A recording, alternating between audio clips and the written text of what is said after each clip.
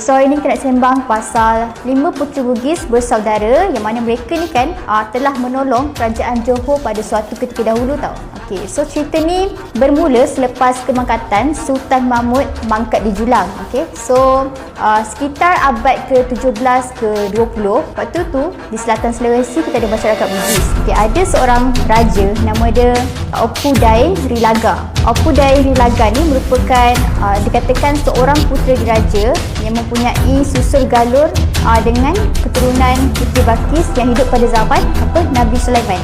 Okey, so waktu tu kan masyarakat Bugis yang terletak di Sulawesi ni kan pernah menerima ancaman Belanda tau. So apa yang diorang buat adalah kebanyakan masyarakat Bugis diorang melarikan diri ataupun berpindah ke tempat lain sebab diorang tak nak duduk dalam keadaan kiranya dijajah oleh orang lain lah kan. Opu Dai Rilaga ni dia merupakan seorang pelayar. Okey, by the way kan saya nak cakap tau, orang-orang Bugis ni dia ada kelebihan tau. Kelebihan dia adalah mereka sangat handal dalam berlayar. Okey, memang handal gila sampai dikatakan kalau orang-orang Bugis pergi berlayar, kalau dekat laut tu ada ombak ke, ada badai ke, diorang tak akan berpatah balik. Diorang akan still continue pergi berlayar. Itu diorang punya kelebihan orang Bugis. Begitu juga macam dengan Opu Dai Rilaga ni, dia ada mempunyai 5 orang anak. Pertama kita ada Opu Dai Perani, kedua kita ada Opu Dai Menabun, ketiga kita ada Opu Dai Merewah, keempat kita ada Opu Dai Celak, yang kelima kita ada Opu Dai Kemasi. Banyak tau putera dia. Okey, dan selepas mereka keluar daripada ke masyarakat diorang dekat Sulawesi tu, mereka pergi berlayar tau. Banyak mereka pergi ke kepulauan di di Laut Sini Selatan dan beberapa tempat yang lain So jadi pada satu hari lah sampailah tiba apabila Opu Dai Rilaga ni mangkat. Jadi hanya tu tinggallah anak-anak mereka 5 orang ni kan. Tapi mereka ni membesar dengan kita dah banyak pengalaman dah kan, banyak berlayar ke sana ke sini, bantu orang sana bantu orang sini. So pada satu hari waktu tu kerajaan Johor ada masalah tau dengan perebutan tahta dan juga masalah menerima ancaman daripada tentera Siak. So apa yang dibuat adalah waktu tu raja muda dekat negeri Johor iaitu Raja Sulaiman meminta bantuan beradik ni untuk tolong diorang bantu halaulah mereka kan dan mengawal keadaan di negeri Johor. Selepas mereka tiba, mereka pun membantu. Okay, but sebelum tu diorang dah membuat perjanjian kalau 5 beradik ni berjaya membantu ke negeri Johor, mereka akan menganugerahkan pangkat yang tuan muda kepada salah seorang daripada mereka sampai ke cicit-cicit. Tak ada ending lah kiranya. Diorang boleh gunakan diorang punya pangkat tu, kuasa tu. Okay, so dan akhirnya lah berjaya dikawal. Tetapi yang mengambil gelaran tu adalah seperti diorang punya adik-beradik yang ketiga adik yang ketiga iaitu Opu Dai Merewah. Okay, sebab apa? Okay, reason kenapa abang sulung dia iaitu Opu Dai Perani tak ambil jawatan tu sebab dia kata dia dah tua time tu. So dia kata tak apalah, dia pas ke adik dia.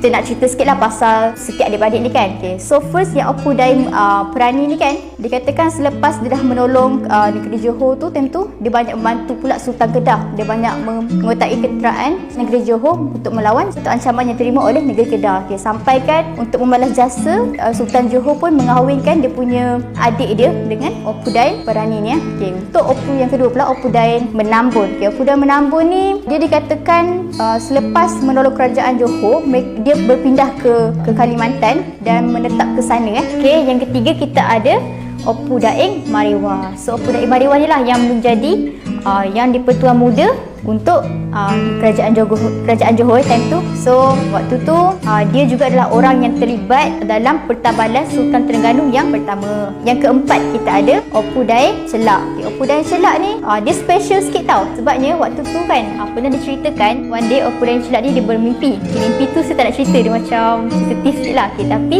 maksud mimpi tu orang cakap keturunan Dai Celak ni akan menjadi pemimpin-pemimpin yang hebat pada suatu hari nanti. Dan memang betul sebabnya 6/10 daripada dinasti untuk Yang Tuan Muda kerajaan Johor time tu dipegang ataupun tahta dia dipegang oleh keturunan daripada Dai Celak. Dan kalau korang nak tahu daripada Dai Celak ni jugalah keturunan dia yang ada yang menjadi Sultan Johor dan juga menjadi Sultan Selangor yang pertama time tu mereka adalah daripada keturunan Dai Celak. Okay, and then Dai Celak juga orang yang time tu berjaya memajukan pelabuhan dekat negeri Johor sebenarnya. Memang maju time tu menjadi pelabuhan yang terkenal time tu Untuk Opu Dai Dain Celak kan. Okey, sewaktu tu abang dia Opu Dain Marewah menjadi yang di-Pertuan Muda kan. Okey, waktu tu Opu Dain Celak dia menjadi timbalan yang di-Pertuan Muda. Okey, selepas abang dia dah habis berjawatan baru dia sambung menjadi yang di-Pertuan Muda untuk kerajaan Johor Okey, last sekali kita ada Opu Dain Kemasi. So Opu Dain Kemasi ni adalah orang yang dia dikatakan telah mengikut abang dia Opu Dain Menambung ke Kalimantan dan dia telah berkahwin dengan orang sana, dan akhir sekali dipercayai Opu Dain Kemasi ni telah menjadi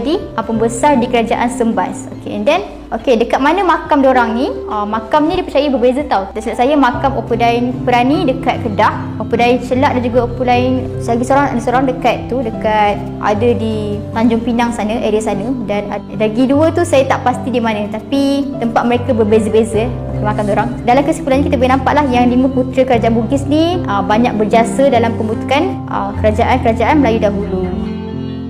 Belanda datang tahun 1641, kita ucap terima kasih lah kepada saudara-saudara kita dari Makassar, Bugis. Orang Bugis yang banyak menolong kita.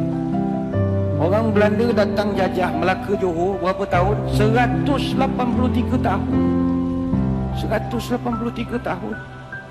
Datanglah orang-orang Bugis tahun 1782 sampai 1784, yang itu memang serang habis-habisan. Maka dicatatkan dengan tinta emas dalam sejarah negara.